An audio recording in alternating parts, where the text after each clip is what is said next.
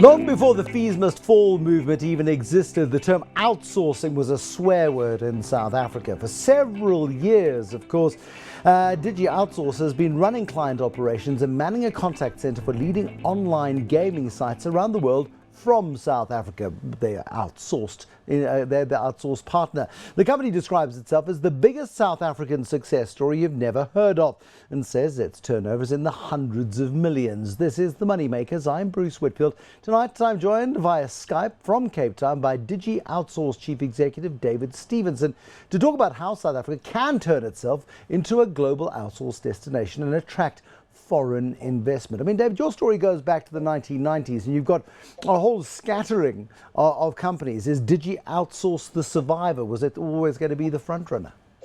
Well, Digi Outsource, its history started with a company in Cape Town called / Anyone who's in the media industry, in the online space, certainly from the early 2000s, many of them probably were graduates from this company.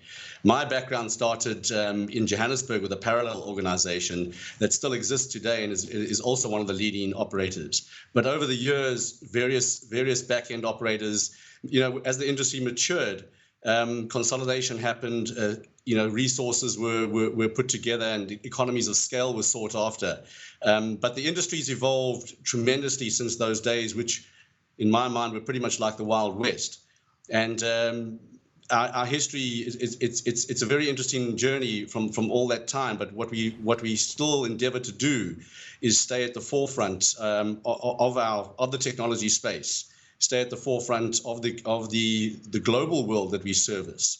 Now, you've just given me the MBA summary of the origins of Digi Outsource. I'd like the human story of Digi Outsource, David Stevenson, this evening. I mean, does it start with two guys and a laptop before, the only laptop in South Africa? How does it really start? Well, it does start like that. I mean, I'll give you my version, which, as I said, was aligned to what was going on in Cape Town at the time. But we started in a fish shop, above a fish shop in Norwood.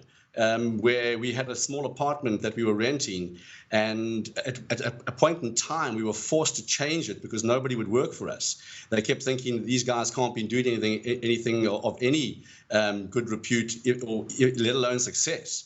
And but what we discovered in those early days was in the online space, if you had a .com after your name or an E in front of your name, you were worth hundreds of millions. But no one was really making cash. No one was actually making money online. And the gambling space was there.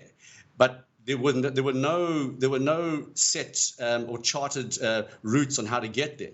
Things that you take for granted today, if you want to do online marketing, if you want to do online credit card processing, if you want to have your service set up globally, there are people that can do that for you. In those days, that didn't exist.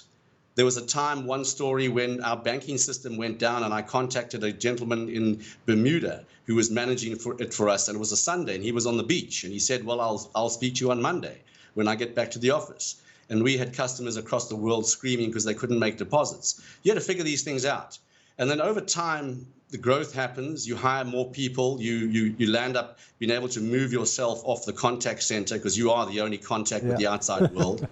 And you hire better people. Yeah. And I think what we did from the very inception, because none of us were gaming people. None of us had this background. We had very diverse backgrounds.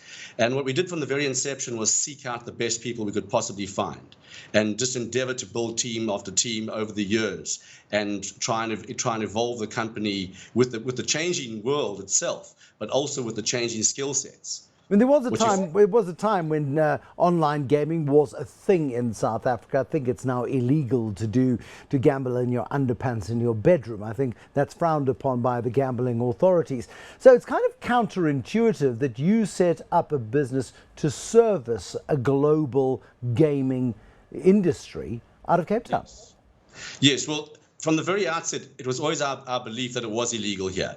There were various operators who endeavored to use the legal process to try and buy a bit of time, and credit to them, they did. When the final orders came from the courts and declared it illegal, they removed themselves. In our world, we were always focused globally. We never had any interest in the South African market. And what we did really was take a view on which were the markets we were serving. In the very early days, the internet, commerce on the internet was the United States. What you see today across the world, across Europe and across Asia, simply didn't exist in the late 90s. So the United States was the focus in those early days. And we had to take a view on where we wanted to be, because quite simply, we could set up anywhere. Competitors of ours or contemporaries of ours were based in Canada, were based in Antigua, Costa Rica, based in London, Israel, all over. And we said, well, look, we like this country. There's no reason that we should leave this country. But can we get the skills? Can we get the technology here? And what we did suffer in the very early days was bandwidth. The connectivity, the internet connectivity itself was a big struggle. That's not the case today. So you're better bandwidth, and Cape Town is something of a magnet for people with a tech brain and a lifestyle desire. We see lots of companies, higher level companies. I think Discovery's got a big processing call center operation in Cape Town, servicing Vitality worldwide. Thomson Reuters has got a big intelligence gathering operation using technology. And they're you guys. I mean, how many people are you employing in Cape Town who are South African versus people from other parts of the world? Well, the staff complement is in excess of about 1,700 right now. And of that, about 400 to 500 are external. When I say that, it's people who are not South African resident. They've either been sourced here because they were here for whatever reason, a spousal visa or some of sorts, or we've had to go and recruit them. But the balance of them are local. And the skill set that we've got here is incredible. The talent pool that exists here is absolutely at a different level. But what we are doing, and I guess this is part of our reason, my reasoning for talking to you, is we have to expose ourselves for what we are as a business. We've never ever told people who we are and what we do, and people have always questioned, when we start recruiting, who are you? But when you start looking under the hood and you see what we do, the types of things that we work, the technologies we work with, and you see the types of skills that we have, it's incredibly impressive. I mean, people always talk up this idea of the Western Cape being a global technology hub, yet Elon Musk and Roelof Botha and others have traveled outside of the country to advance their dreams. Wouldn't it have been easier to set up elsewhere, to go to Silicon Valley and to do it all from there? Well, I think it depends on where you are in your phase of business. As a startup, you simply want to prove a concept. Can you get it right? And as I said, we were living out of a small flat above a dodgy fish shop. Once you've established that and you've got a revenue stream and you've got a commercial stream that you really can scale, the next question is, how ambitious are you?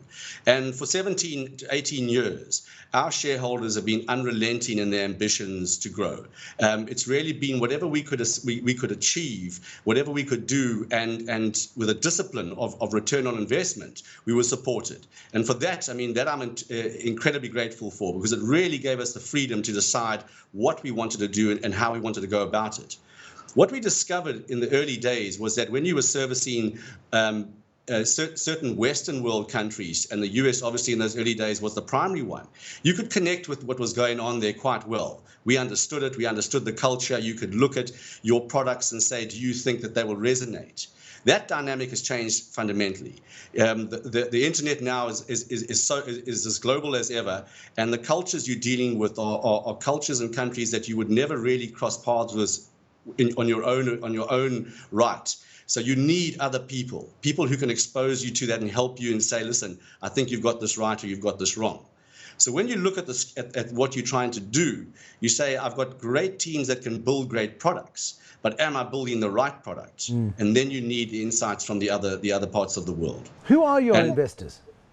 Well, we have private investors. I'm not at liberty to say who they are at this stage, and I certainly would have no problem with it in time to come. But it's not my remit. But these are private investors who have been very, very loyal to South Africa over the years, and certainly they're based internationally and have been very supportive of us here.